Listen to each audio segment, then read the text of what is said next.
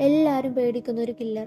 ഒരു ദിവസം തലയിൽ പരിക്ക് പറ്റി പഴയ കാര്യങ്ങളൊക്കെ മറന്നു പോകും. അതിനുശേഷം ഹീറോയുടെ ലൈഫിൽ ഉണ്ടായ മാറ്റങ്ങൾ എന്തൊക്കെയെന്ന് നമുക്ക് നോക്കാം. മൂവിയുടെ തുടക്കത്തിൽ നല്ല മഴയത്ത് കാറിനുള്ളിൽ ഒരാൾ ഇരിക്കുന്നത് കാണിക്കുന്നുണ്ട്. ഇതാണ് ഈ മൂവിയിലെ ഹീറോ ചോയ്. ആ മഴയത്ത് ഒരാൾ നടന്നു വരുന്നുണ്ട്. അയാളെ കണ്ടതും ചോയ് കുത്തിക്കൊല്ലുന്നു. എന്നിട്ട് ബോഡി വണ്ടിയുടെ ഡിക്കിയിലിട്ട് കൊണ്ടുപോകുന്നു. അടുത്തത് ജെ എന്ന ആളെയാണ് കാണിക്കുന്നത്. ഇവനാണ് ഈ മൂവിയിലെ അടുത്ത ഹീറോ. ജീവിതം അടുത്ത് തൂങ്ങിച്ചാവാൻ നിൽക്കുവാണ്. ആ ടൈമില് ആരോ ഡോർ കൊട്ടുന്നു. ആരെ നോക്കുമ്പോ അത് ഹൗസ് ഓണർ ആയിരിക്കും. വാടക ചോദിച്ച് അവനുമായി നല്ലോണം തല്ലുണ്ടാക്കും. എന്നിട്ട് ഉള്ളിലേക്ക് നോക്കുമ്പോ ഭയങ്കര മോശമായിട്ടാണ് വീടിന്റെ അവസ്ഥ.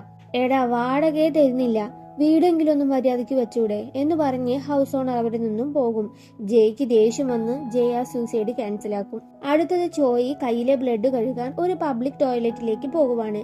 ജയ് അവിടെ ഉണ്ടാകും. ചോയുടെ വാച്ചൊക്കെ കണ്ട് അതിലേക്ക് നോക്കുവാണ് ജെ. കാരണം ലക്ഷറി വാച്ചൊക്കെ ആയിരിക്കും ചോയിന്റെ കയ്യില്.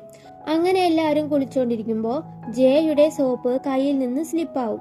എന്നിട്ട് അവിടെ എവിടെയൊക്കെ പോയി തട്ടി ലാസ്റ്റ് ചോയുടെ കാലിന്റെ ചോട്ടിലെത്തും. അതിൽ ചവിട്ടി ചോയ് അവിടെ തലയിടിച്ചു വീഴും. അപ്പോൾ ചോയുടെ കയ്യിലുണ്ടായിരുന്ന ഒരു ലോക്കർ കീ ഉണ്ട്. അത് ജെയുടെ അടുത്ത് കിട്ടും. ഇത് ആരുടെ ആകുമെന്ന് അവൻ നോക്കുമ്പോൾ അവിടെ വീണ് കൊടുക്കുന്ന ചോയെ കാണും. ഇത് ആ പണക്കാരനല്ലേ എന്ന് ആലോചിച്ച് ജെ അവന്റെ കയ്യിലുണ്ടായിരുന്ന ലോക്കർ കീ എക്സ്ചേഞ്ച് ചെയ്തു വെക്കും.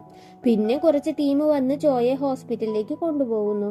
ജെ അവര് പോയ ശേഷം ആ ലോക്കർ തുറന്നു നോക്കുമ്പോൾ ചോയുടെ വാച്ച് കോട്ട് ഒക്കെ അതിനുള്ളിൽ ഉണ്ടാകും.